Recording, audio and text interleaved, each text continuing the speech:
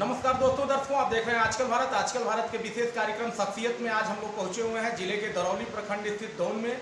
और यहां एक ऐसे शख्सियत से आप लोगों को रूबरू कराएंगे जिन्होंने यहां बिहार से जाकर महाराष्ट्र में शून्य से शिखर तक का सफर तय किया है। इन्होंने हजारों शैक्षणिक संस्थान, तमाम उद्योग के संस्थान और साथ ही समाज सेवा और सामाजिक सरोकार के कई ऐसे कार्य किए हैं जिन कार्यों के लिए ये यहाँ के लिए नजीर हैं।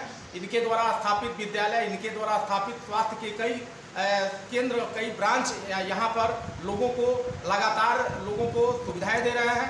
हम लोग ऐसे शख्सियत से रूबरू कराएंगे जिन्होंने यहाँ से महाराष्ट्र में बहुत ही लंबा शून्य से शिखर तक का सफर तय किया है और यहाँ ये लगातार चर्चा में रहे हैं। तमाम यहाँ इस क्षेत्र के लिए, दरौली जैसे क्षेत्र के लिए इनके पास योजनाएं हैं। हम लोग मिलेंगे आगे क्या योजना है और इस क्षेत्र को लेकर के क्या इनके मन में है। पांडे जी, आप कई शैक्षणिक और तमाम प्रतिष्ठानों के संचालक हैं और आपकी बड़ी धर्म में आस्था है। आप अपने सफलता का मूल मंत्र हमारे दर्शकों को, यहाँ सीवान के युवाओं को बताइए। सफलता का मूल मंत्र है कठोर तपस्या। जैसे बिना तपे सोना कुंदन नहीं बनता है, वैसे आदमी बगैर मेहनत का मूल्यवान नहीं बनता। आपको कर्म का मर्म जानना सीखना होगा और फिर उसको करना होगा, तब जाकर के कर्म सुंदर होगा। लेकिन कर्म अपने लिए कभी नहीं करना। कर्म दूसरों के लिए किया जाता है। फल वृक्ष स्वयं नहीं खाता तो उसका पेट नहीं भरता है क्या? उसी तरह से आप कर्म का फल बांट दीजिए, पहले आपका पेट भरेगा, क्योंकि त्याग के वृक्ष पर फल लगता है। फल कर्म के वृक्ष पर नहीं लगता है, त्याग के वृक्ष पर लगता है। जब तक आप त्याग नहीं करेंगे, आनंद के सागर का साक्षात्कार आपको नहीं। आज के युवा स्वयं को कमतर आंकते हैं और स्वयं को असफलता के लिए स्वयं को दोषी मानते हैं। ऐसे में यहाँ अपने युवाओं को सफलता के लिए क्या संदेश देंगे आप? हमारे युवा सफल हैं, जो कर रहे हैं सफलता से कर रहे हैं। कराने वालों को चाहिए कि वह उनको दिशा दें। बांदरी सेना को राम ने दिशा दिया था ना, तो बांदरी सेना को कौन देगा दिशा? उदंड बनाओगे तो लक्ष्मी भाग जाएगी और विनम्र बनाओगे तो पात्र बनेगा। वो विद्या का पात्र बन जाएगा, देवत्व का पात्र बन जाएगा, ईश्वर का पात्र बन जाएगा। गौतम जिस तरह से पात्र बने, राम जिस तरह पात्र बने, कृष्ण जिस तरह से पात्र बने, कैसे बने? उन्होंने अपने लिए क्या किया? कुछ नहीं किया। जगत कल्याण के लिए कार्य करने वाला व्यक्ति ही पूजा जाता है।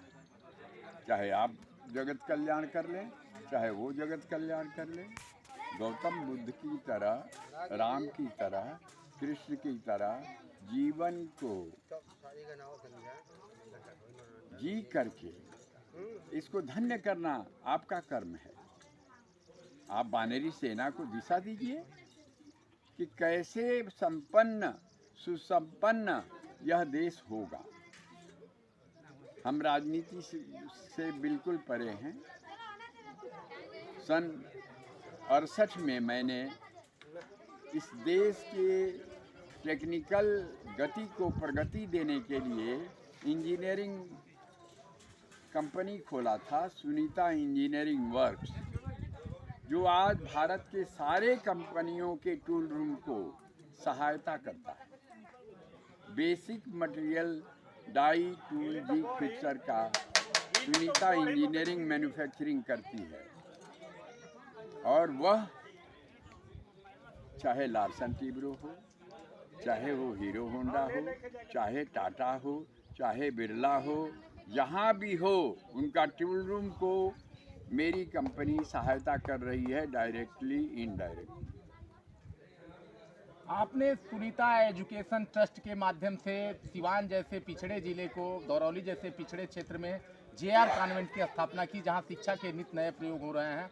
आगे आपकी इस क्षेत्र के लिए क्या योजना है? मैंने हमेशा फर्ज को कर्ज माना है। इस मिट्टी का, दोन की मिट्टी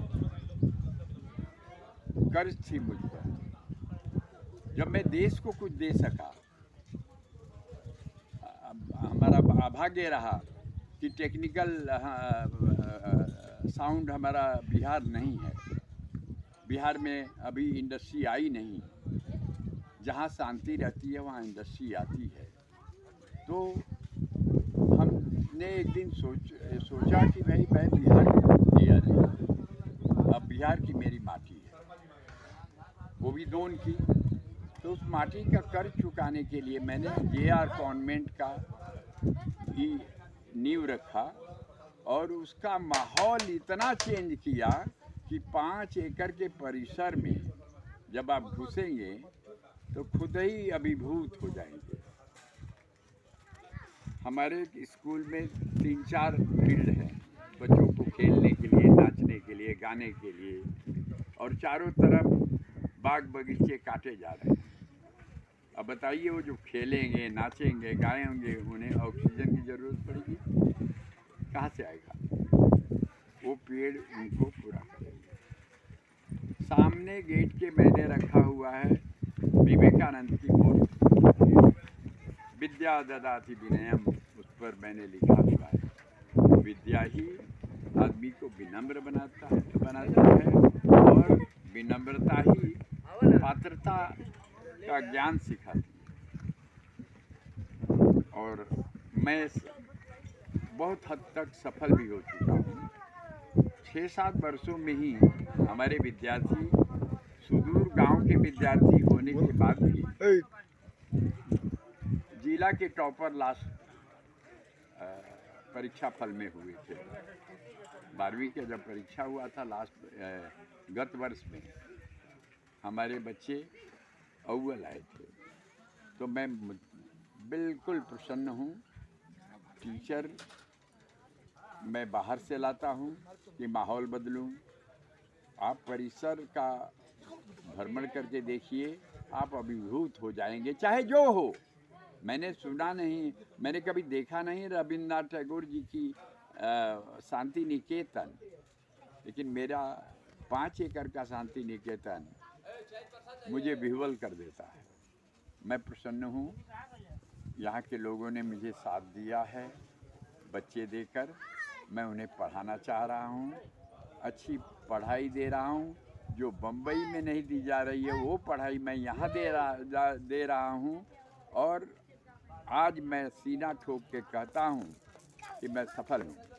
कारण कोरोना काल में जो हमारे भाई बंधु, बेटे, भतीजे, भाई विदेशों में या देश के ही सुदूर शहरों में काम कर रहे हैं और अपने बच्चों को दिल्ली में पढ़ा रहे हैं, वो ट्रांसफ़र करके मेरे यहाँ बच्चे ला रहे हैं। गुजरात से बच्चे मेरे यहाँ आ रहे हैं, महाराष्ट्र से बच्चे मेरे यहाँ आ रहे हैं, मद्रास से बच्चे मेरे यहाँ आ रहे हैं, कलकत्ता से बच्चे मेरे यहाँ आ रहे हैं, असम से बच्चे मेरे यहाँ आ रहे हैं।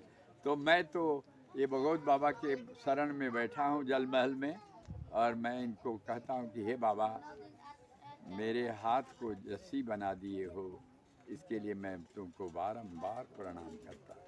धन्यवाद।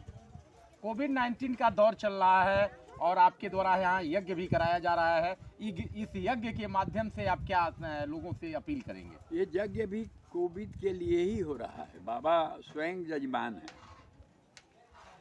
आदिकाल से जब जब हमारे दुष्कर्मों के कारण पर्यावरण दूषित हुआ है, तो ऐसी महामारियाँ बार बार आई हैं। और हमारे ऋषि मुनि बार बार सतचंडी, लक्षचंडी यज्ञ करा करके उसके मंत्रोआहुति और पूर्णाहुति से पर्यावरण को शुद्ध किए हैं और महामारियों का नाश।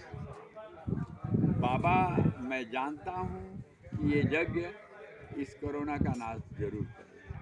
परिचय दे दीजिए। कुमार बिहारी पांडे नाम है मेरा। मेरे पिताजी का नाम था स्वर्गीय, वो तो स्वर्ग सिधार गए, श्री राम सेवक पांडे जी। उनके पिता का नाम था संत श्री श्री श्री महादेव पांडे।